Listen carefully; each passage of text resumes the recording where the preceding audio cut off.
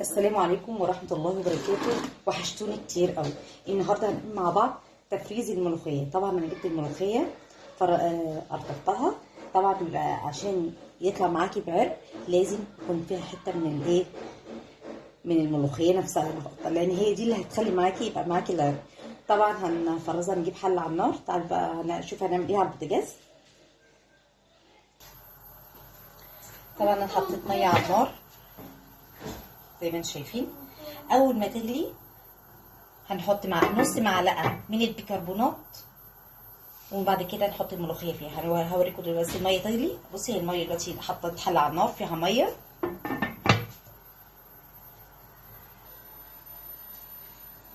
كده الميه داخله على غليه. اقدر ان انا احط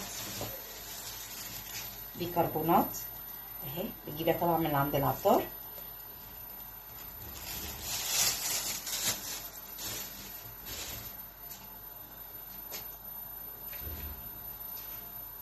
نروح حاطين الملوخيه.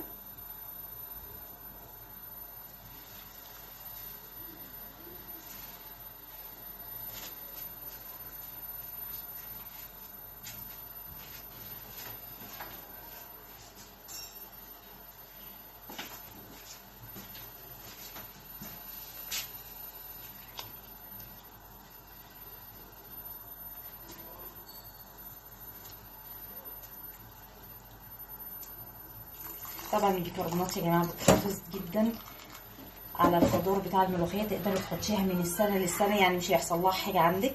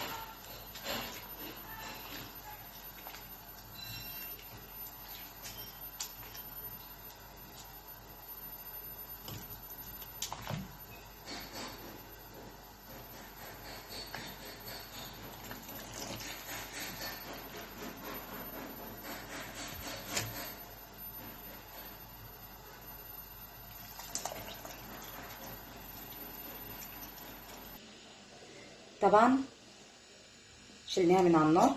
ادي الكبه بتاعتنا تتحط عادي في الكبه. على فكره يا جماعه، انا لما جربت موضوع الكبه طلعت ممتازه، يعني انا عملتها في الكبه بدل المره 2 و3. بصراحه تفريز الملوخيه في الكبه منتهى جميل، ولا مخرطه ولا ندور المخرطه راحت فين، ما بتخرطش ليه، المخرطه بايظه، نعم ولا مش نعم. لا، تفريز الملوخيه يا جماعه. بس انا عشان كبتي لسه هي صغيره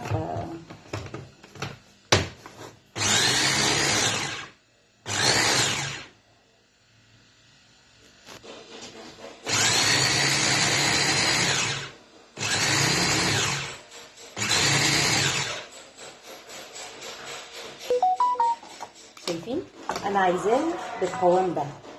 شايفين فيها عرق ازاي؟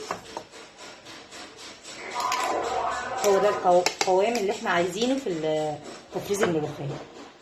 والله يا جماعه فعلا جربتها، اقسم بالله في منتهى الجمال، والطعم خرافه، والخضار بتاعها بيفضل اخضر زي ما هو. لو قعدتيها حتى اسبوع اسبوعين في الفريزر بتطلعيها بالخضار زي ما هو ده.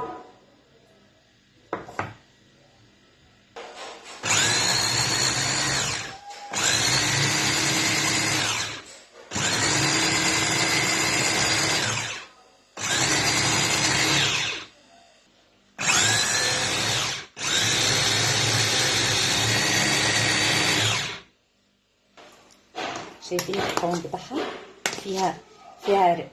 هو ده اللي احنا عايزينه لما تضرب في الكبة.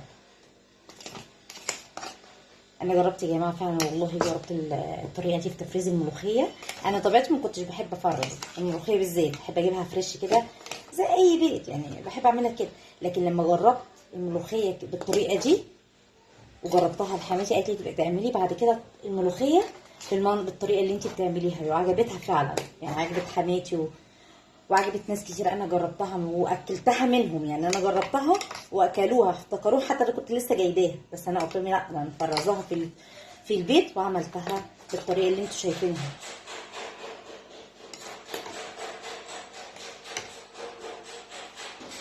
وكده انا خلصت الملوخيه.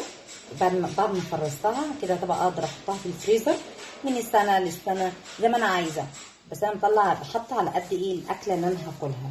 يعني مثلا احنا كام فرد صغيرين قليلين يعني مش كتير. طبعا لو عيله طبعا بتحطي يعني كيسين في كيس بس انا حاطه على قد الاكله اللي احنا هنعملها. تمام.